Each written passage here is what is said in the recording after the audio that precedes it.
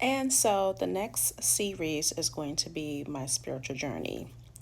Um, it started a long time ago when I had my near death experience in 2011, and my whole life shifted in such a way that it's been so powerful and so amazing all at the same time.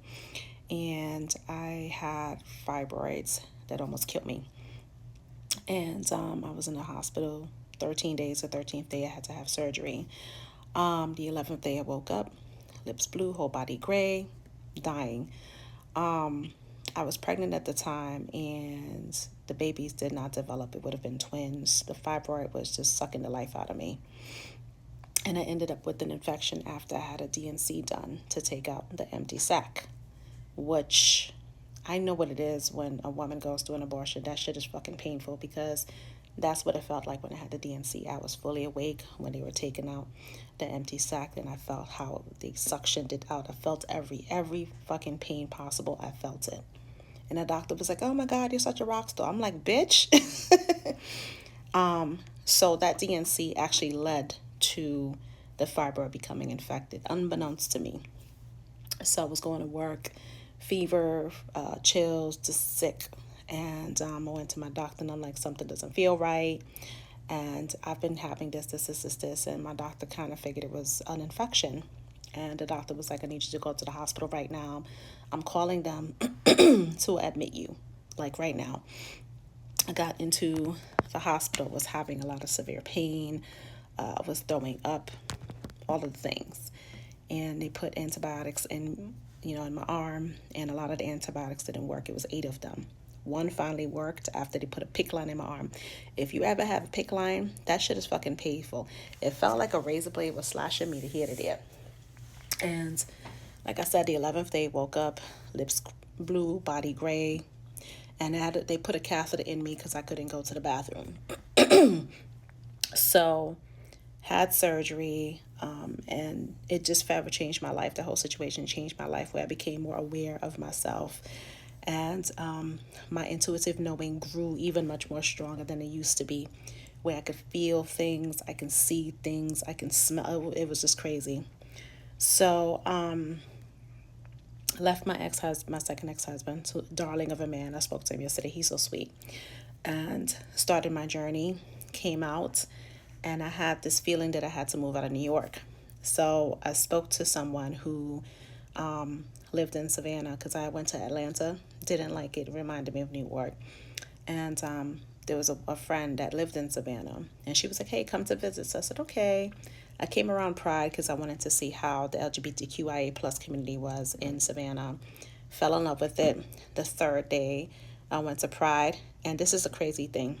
There was the Pride Festival on one part of the park, and then there was a Haitian festival on the other side. I was like, "What the fuck?" And I made a decision to move. I met a guy. He was my gay husband at the time. He's long passed, God rest his soul. And he heard my accent. He was like, "You're from New York." I was like, "Yeah." He goes, "You trying to move here?" I said, "Yeah." He goes, "When?" I said, "In December." And in one of my earlier videos, I said I moved in November 2017. No, it was December 22nd, 2017. I moved to Savannah, Georgia. One way ticket. So met this guy.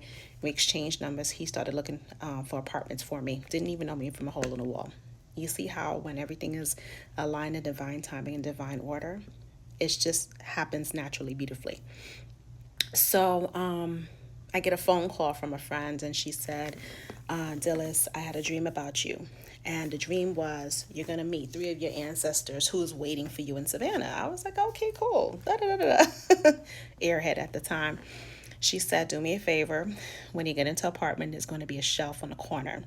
I want you to get a glass of water and a white candle, and I want you to sage your house, or your studio rather. It was a beautiful studio. Oh my God, stainless steel appliances, newly built, gorgeous.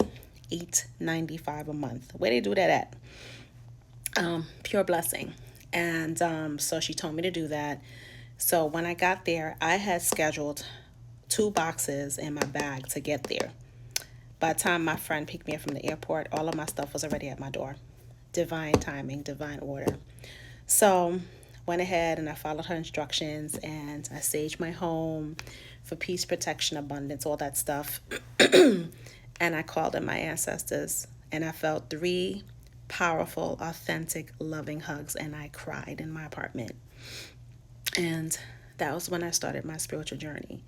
And at the time, I was dating Gainesville, and I had went to Walmart, and the guy Sean, he told me about a bed in a box. I'm like, what the fuck is that?